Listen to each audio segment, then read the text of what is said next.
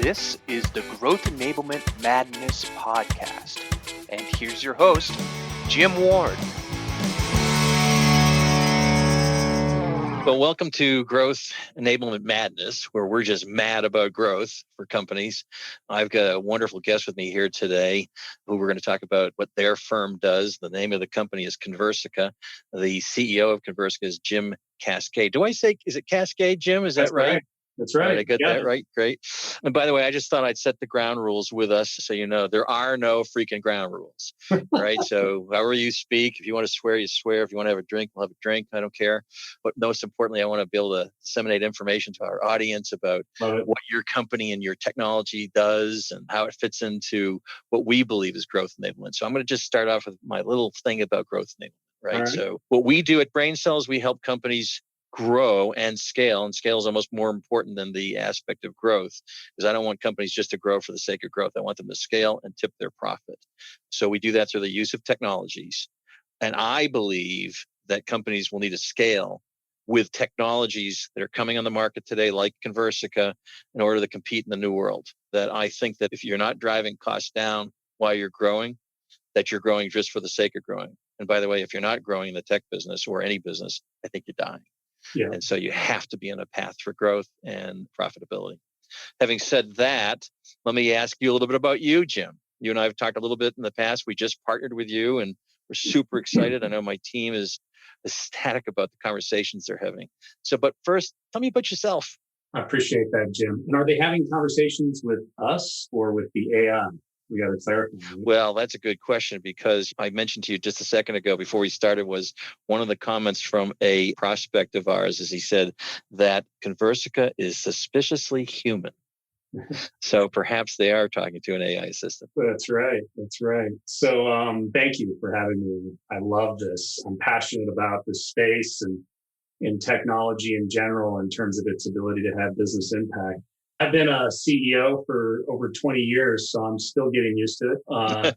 This is my 11th company, and I started as a ECS engineer. So for those out there who are a bit techie, I was one of you until I jumped to the dark side of business. And I've had a lot of fun. I've been in professional services and product management and marketing and sales, but I knew what I wanted to be when I grew up, probably before I went to college. So always wanted to be a CEO, run a company, run multiple companies. And I've been lucky, or maybe I should say I've created my luck with the last decade, had some really fun outcomes, grew a company from 0 to 50 million, another one from 165 to 250 million, all within short periods of time. I even had $1 billion line of business I was running. And then before Conversica, another SaaS company that's PE back, much like us. So I've been having a shit ton of fun with my teams, my executive teams, the teams in my companies and partners like you and customers, of course. But it's always been tech, and it's always been, how do I disrupt? How do I, in your words, create growth that's not just growth for growth's sake, but profitable growth? And that's been a consistent theme throughout my CEO tenure. Yeah, that's awesome. In fact, I did a little research on the web before we started to have this conversation. You have your own website and all the fun things that you've done. You even have your Myers-Briggs. What is it? What are you? An EN? Yeah, that's right. I thought that was pretty cool. So I was taking a test today, and then I found out it was going to cost me $19 to get the final result. So I'm a little cheap. I didn't get that result yet. I'll have to find another way to do it. So that's awesome. But I also know, before we get into the company, you're a surfer, aren't you? Oh, big time. You're a California guy, born and raised? My favorite pastime. Yep. Anything I can find that I can put a surfboard on is going to get me going for sure. Yeah. Waves around the world. So the one promise I want you to make me is that when I come back out, once this pandemic thing is over, which is going to be over soon, by the way, that you're going to give me a day of surfing lessons. Hands down. Easy. Done. Yeah. All right. I've even taken multiple senior teams out. My senior teams. Surf. So not begrudgingly, they all enjoyed it. It was easy ask for sure. And just let me know if you see any shark fins, because we usually bring a lot of folks like you out there, so it's just a number. The odds go down of being attacked. Exactly. All you got to do is swim faster than me. That's right. All right. Let's talk about your company and the fact that, as I refer to Conversica as an AI assistant. Is that right? Am I referring to it correctly? How would you describe Conversica? Yeah, fair enough. I think there's a lot of terminology out there. It probably starts with the biggest umbrella, which is intelligent automation, right? That can be quite broad. But then you sit underneath that and you think, okay, conversational AI, you'll hear a lot about that, which has conversational marketing, conversational sales, conversational X, basically. Mm-hmm. And then there's the intelligent virtual assistant space, which I think most analysts agree that that's taking what was a bot or chatbot and making it much smarter, right? Much more human-like, more cognitive. So we've been sitting underneath the umbrella of intelligent virtual assistants or AI assistants or digital assistants. Yeah, I think many have heard those multiple names meaning the same thing. How is it different from chatbots or RPA, robotics process automation? Yeah, so the back office with RPA, when I was running this big line of business of digital transformation, we did about 1,000 big transformation projects per year. And when we helped companies become more digital, we found very quickly that there was a lot of human and process issues. So you had a culture issue, you had an organizational issue, you couldn't scale the business to meet the demand that was being created through becoming more digitally enabled. So RPA enters, robotic process automation, which is taking a lot of very simple, mundane tasks, codifying them, and centralizing the ability to operate those tasks through software in a way that scales the business, much more effectively. But it's very simple. Kind of, you can think of it as single processes. It's kind of like what sits underneath an operating system. Just a bunch of processes running. They're very, very simple. They're usually machine to machine, sometimes human to machine type of processes, but nothing that requires a sophisticated level of intelligence. And so that's kind of back office. Right. Chatbot is obviously all front office. It's totally engaged with the end consumer. It's not machine to machine.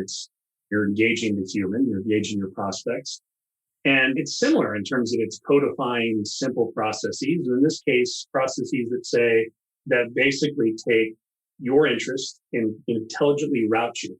So you come to a website, you may get asked 3 or 4 questions. You need support, you need sales, and the chatbot facilitates through a few simple questions where to route you. And so very intelligent routing capabilities. So you come to a website, you get routed to sales, routed to support in the region that you're in with the language, maybe somebody who understands the culture. And that's where chatbot has been extremely good at bringing net new opportunities to teams very quickly. Where I think that differs from us and anybody in our peers that are dealing with intelligent virtual assistants is clearly we're not really focused on back office. We may have, as a virtual assistant player, you may do IT help desk where you're engaged with internal employees. You could be support where you're engaged with customers who need help on the product. You could be engaged with companies, prospects who want to learn more about your product and eventually buy it. I think all those intelligent virtual use cases, you're trying to add more value than just do a simple task like intelligent routing or quickly clean up some data and automate a back office system. Intelligent virtual assistants are about, okay, let's have a conversation. Let's understand what it is you need. Let's interpret that need, and then let's act on it intelligently. And that combination has to become more human-like because you're engaged with humans. And it takes, I think, the bot and RPA to a completely different level, which is, you can call it cognitive, you can call it artificial intelligence, but generally it's just a much more sophisticated interaction and communication with the end user that you're dealing with. In Conversica's space, your primary mode of conversation is email. Am I getting that right? It is, only because that's the primary mode that people want to engage with. We also engage through SMS. We also engage through the chat kind of experience. And we're ready to also engage you on any medium, whether that be voice through an Alexa endpoint, over the phone, through a WhatsApp messaging conversation. So it will evolve, actually. But today, you're right. Most of folks like to have that kind of asynchronous, offline experience through email. So that's very interesting to me. So do you believe that your company will evolve into Alexa-styled services, skill sets, voice applications that go beyond the email? So the painted picture is absolutely going to be today, most people engage through email.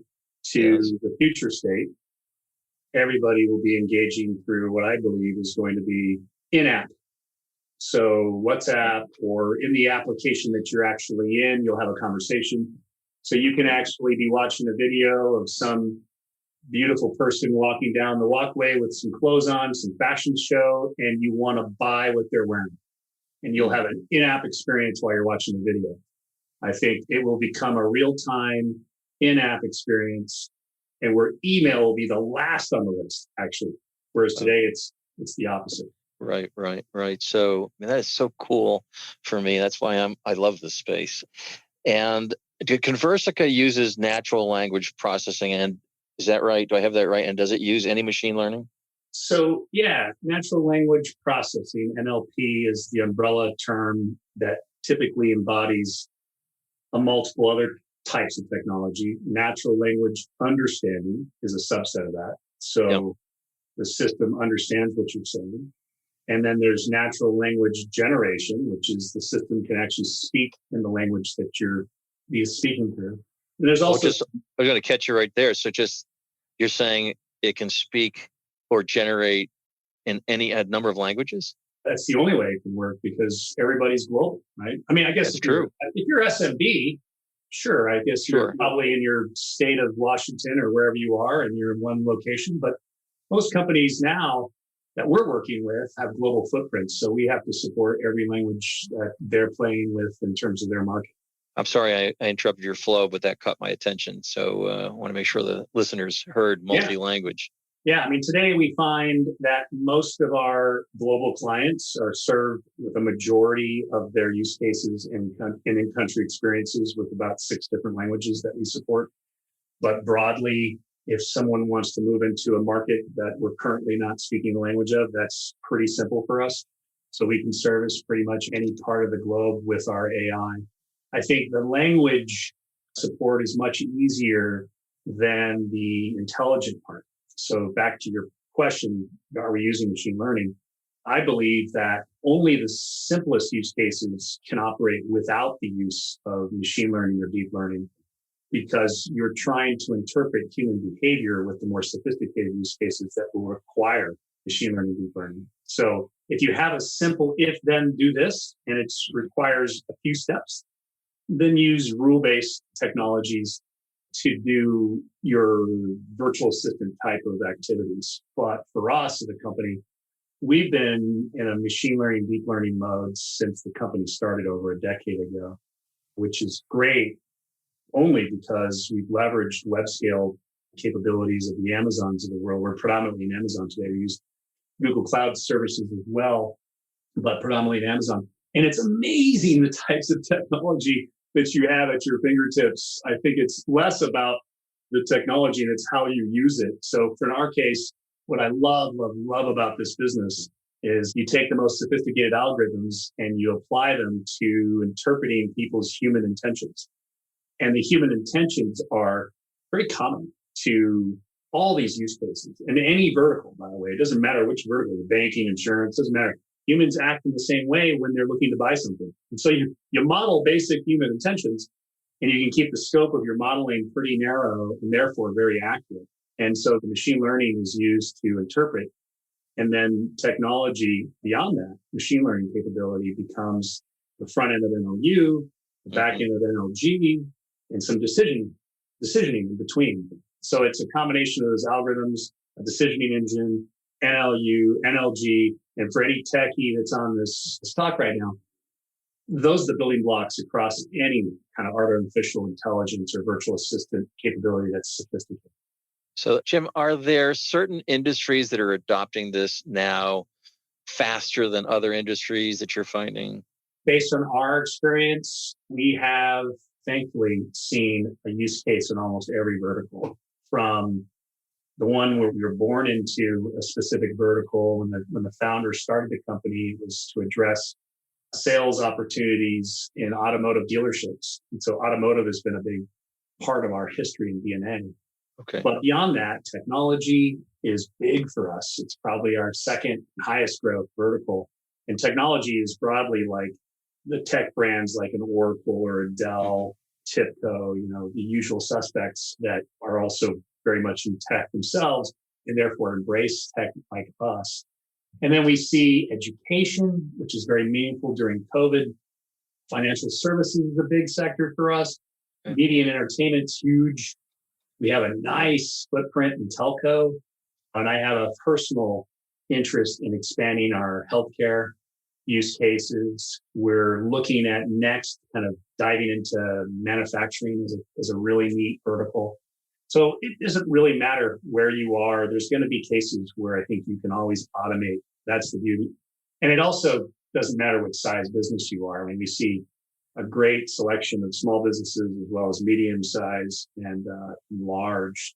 The only caveat to that is if you're not digital, you can't use digital. But if you're digitally enabled and investing more to become more digitally enabled, then it really doesn't necessarily matter what your size is. And is it fair to say, at least this is how I'm looking at it, I think this is fair to say, but I need your confirmation, that I found the pricing of Conversica to be extremely fair based on the fact that a human is going to cost that much more for what this technology can do. Am I getting that right, or am I not? As the new guy in my business, the first thing I look at outside of product market fit and market opportunity is this pricing model discussion. And I was floored that the way I look at pricing in terms of through the eyes of the customer is return on investment. Right? So whatever your price is X, you better get a big return of value. Why? I have not seen an ROI calc in our business that's less than 10X yet. So I kind of come in thinking, we're very graciously priced, but that you want to kind of order of magnitude impact on anything that's considered emerging or new in order for people to jump across that chasm on adopting. And so I think we're in a good spot in providing 10 to 50, and I think publicly disclosed Oracle 150 times return on investment. I mean, in a lot of cases, I'll personally say we help companies print money. I see plenty of opportunities when customers launch that they actually pay for our service in the first month. And so I like to tell them we're under contract now for 11 months to print you money, hold us accountable to that. So it's a neat space for sure. That's what I'm also being told by our team, that every conversation that they're having it's a very easy fit conversation. It's obvious the return on investment. And in some cases, if it's not the right fit. Right. And it's simple as that. Yeah, and we'll look at that before we get involved. I mean, we've had so much experience, over 2,000 customers to date, and plenty behind that who have come and gone. And I think we've got nothing but experience over a decade with this. So we know what an ideal customer profile looks like. We know if they're going to really take off after deploying us. And the good thing is it takes hours to get up and running. We'll see enough results in a couple of weeks to know that this is right for you. And we want people within the first 3 months to literally be in that, well, I've already paid for my service, Yes. Here we go. So it's probably one of the most exciting businesses I've dropped into in my career. I've never seen a product market fit so well architected, NPS scores well over 60. And so it's, that's a blessing. Even with COVID, we've been lucky to feel like we're creating value for companies that really, really need us. On some, we've kept doors open because of our services, let alone maintain or expand in this environment. So it's a neat business to be in for sure. And I'm sure for a lot of our peers as well. I also feel the same way. We have a portfolio of multiple technologies as a growth enablement firm where we are really trying to apply technology where a customer can get a return on investment that they're actually scaling. This is probably one of the most exciting technologies I've come across in my 26 years in this business. Nice. So, and that's not fluff. That's real stuff. And you used the word chasm, so I'm going to bring it up. Jeffrey Moore's Crossing the Chasm. I read it years ago, and I often think about it. Where are you on that chasm? I don't know if our listeners have read the book, but there's a innovator stage, early adopter stage, early majority, late majority, laggards. Where do you see yourself right now? Yeah, having been in the business for 10 years, I would definitely say we're well beyond phase one. but it does differ depending on the business. I would say when you look, well, maybe even just the category, let's just talk about virtual assistants to kind of generalize it. So I think when I think about virtual assistants as a category, and I've looked at, like Gartner did a really nice report around the use of virtual assistants across industries. And it was funny. I was hoping to see something where there would be concentration in particular industries. And I was like, holy smokes, there's an X across all of these verticals that tells me that, virtual assistants have really been adopted across every company and every vertical, or every vertical represented by a group of companies. And so I think about that as in terms of an early majority, right? Clearly, virtual assistants and AI is not going to be a laggard or, older tech. It's going to be considered still very much emerging tech. But I think the early majority have adopted in use cases like IT help desk or customer support.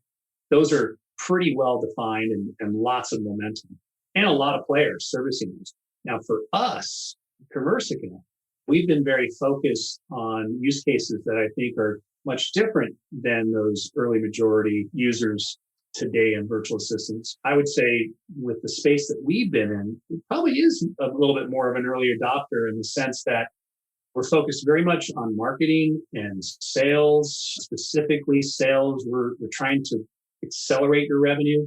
We're less about cost reduction, even though you are getting that as a benefit. And so when people think about applying this type of capability to their most precious asset, right? It's their customer base. I don't think you're going to have that early majority position that everybody's like, yeah, of course I've done this with my sales team, and I've got a bunch of Rachels and Justin virtual assistants engaging directly with my end customers. You're going to have a mix. Some people are going to be like, well, I've heard about it, but I haven't really gone there yet because I think I need people to do this. Whereas, a lot of obviously all of our clients have jumped all in on using it in those use cases of marketing and sales. And now even post-transaction customer success and expanding customers. So I think in our focus category, quick answer is probably an early adopter moving to the early majority over the next 12 to 18 months.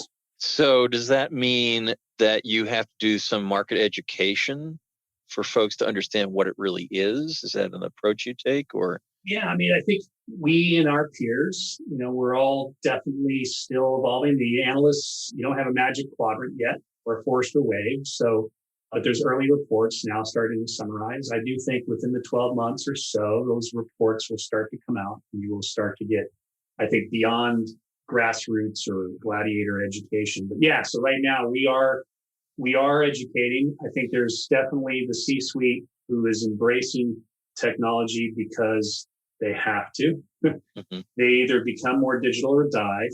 And those that are embracing their digital transformation strategies are like, okay, bring it to me. What is it? And so we will tell the C-suite, let's start with these basic value propositions. And we don't try to get into AI or the robot or virtual assistant. We talk about the value first. And when people understand the ROI opportunities and the specific examples of how they're benefiting if they deploy us, then we can get into, okay, here's how it works. And I think we can provide comfort because we've been doing it for a decade, because we have 2,000 customers with some fantastic brands who talk about us well. I think we can gain the confidence of new prospects through education of experience. So yeah, I think that's probably in any emerging market, that's your challenge of becoming as well known as Kleenex for sure. I think you're well on your way. I really do, because the name is becoming very popular. It certainly was popular with me and I heard it. So I think you're on your way. What strikes me too, I remember a book I read, and I think this applies to what we're bringing with Conversica to the client base. It's not the big that eat the small. It's the fast that eat the slow. Nice. And when you said digital or die, I thought of that title. Right. So I think that's what this does for companies, big or small.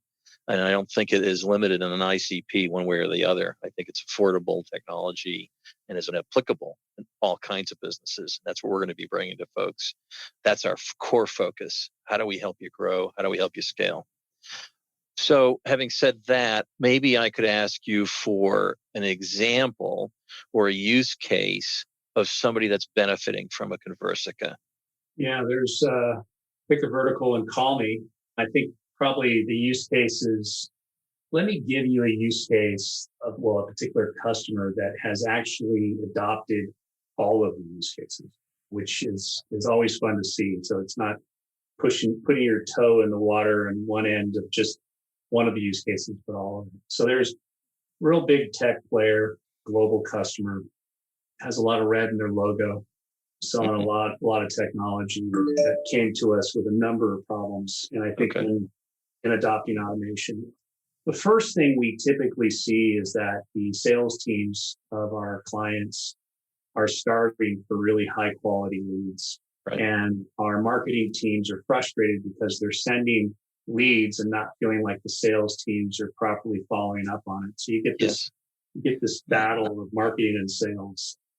And when you dig into the specifics of that, you'll find this particular player, as well as generally our clients, are not covering all of the opportunities that they're paying to get. So they get a smaller amount of lead coverage for a number of different reasons.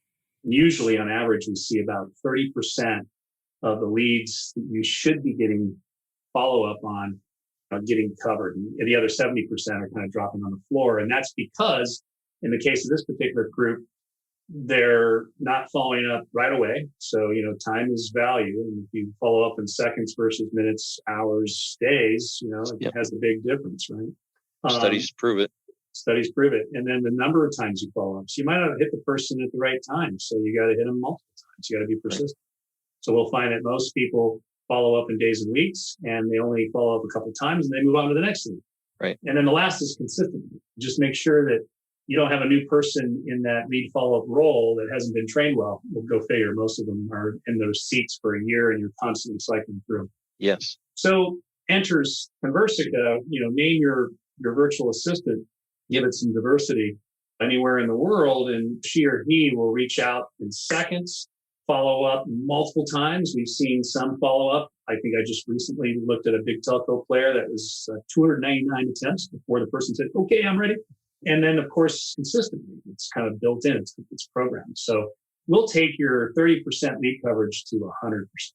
And then you keep going, use cases. Once you have an opportunity that's been followed up on, Rachel, or whatever your virtual assistant name is, will have a conversation and basically qualify, whether it's BANT or ANUM, through a number of questions and an exchange before they hand it off to a salesperson.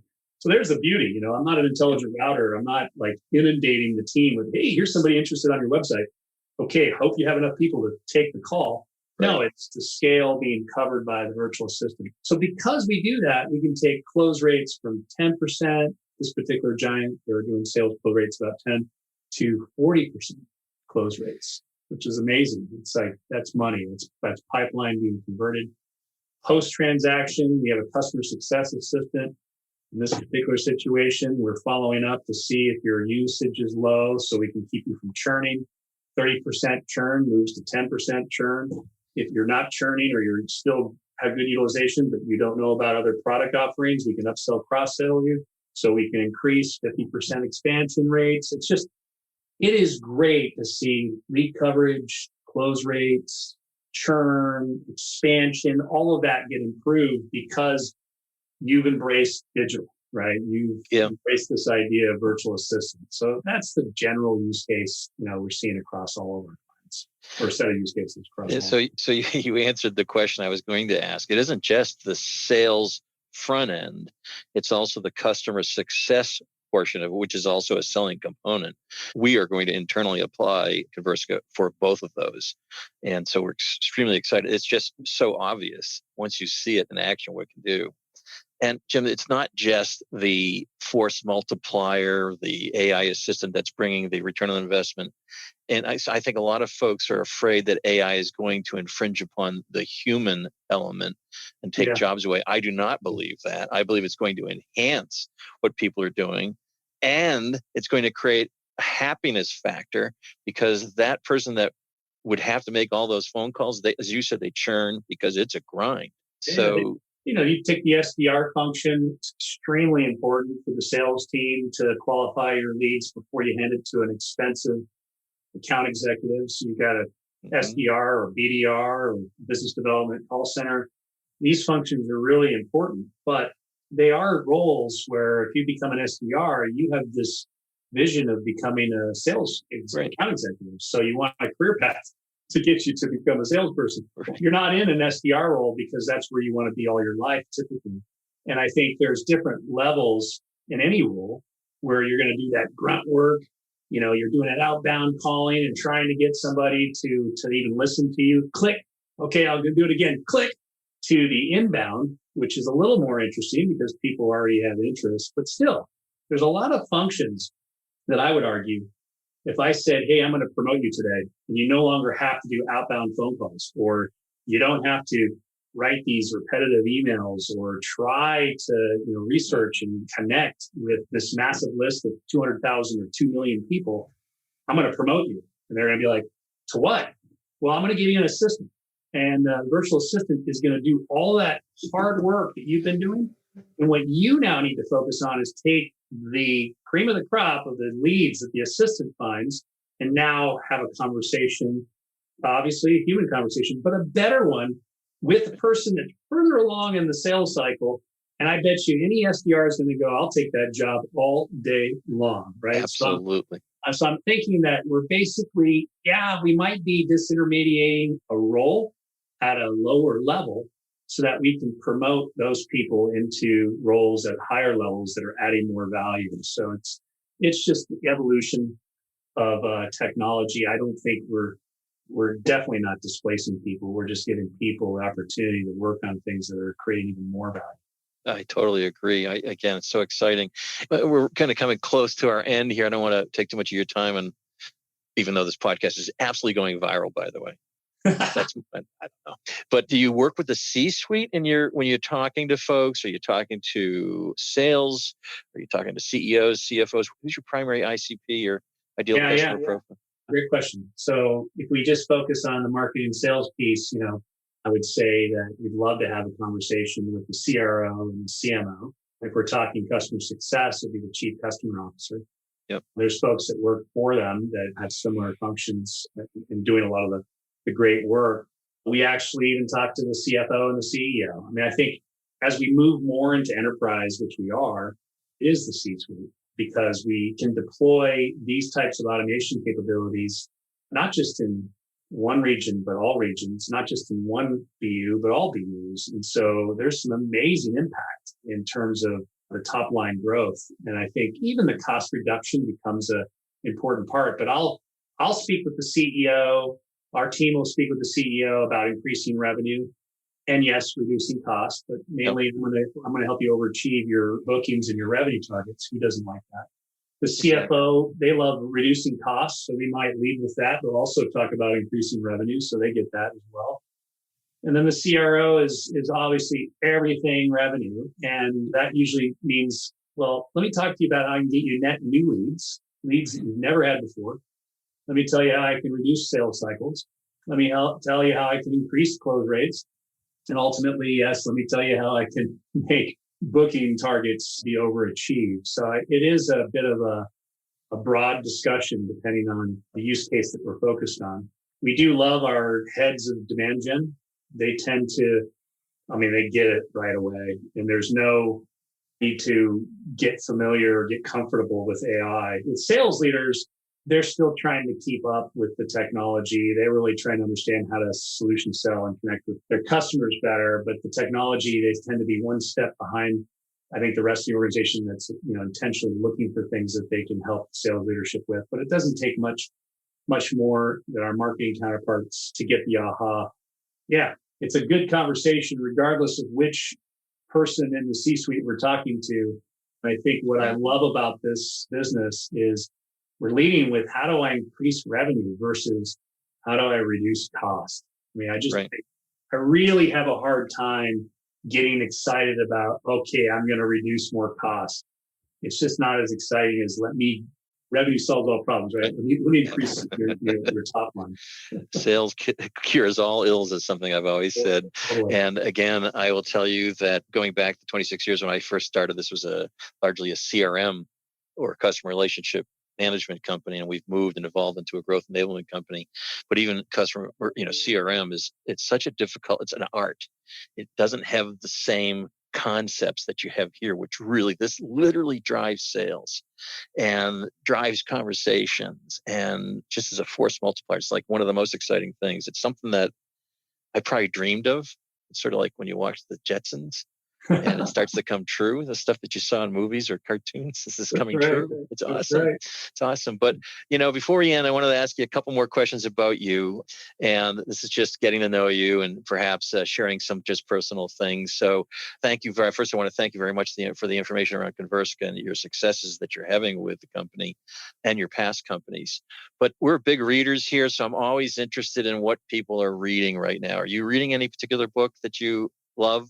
I'm listening to a book right now, an Audible by William Vanderblom, and it's Culture Wins. And if you put me in a category of CEOs, I'd be the cultural CEO. I mean, people power, right? So I think William's interest for me was, how do you build a contagious culture? To me, it's a competitive differentiator. I think I love tech. I love fast-growing SaaS companies. All of those things are check boxes for me.